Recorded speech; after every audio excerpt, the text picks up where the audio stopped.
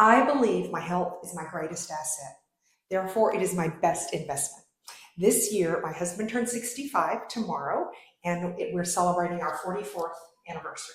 So we have traveled all the way across the country to Portland, Oregon to invest in our health because I want to be happy and I want to feel good when I'm 80 or 90. I want to still be productive. That's the best retirement that I could imagine.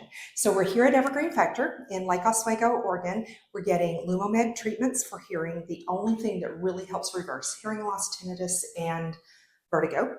And then we've got so many other therapies here to make you feel younger and to feel really good.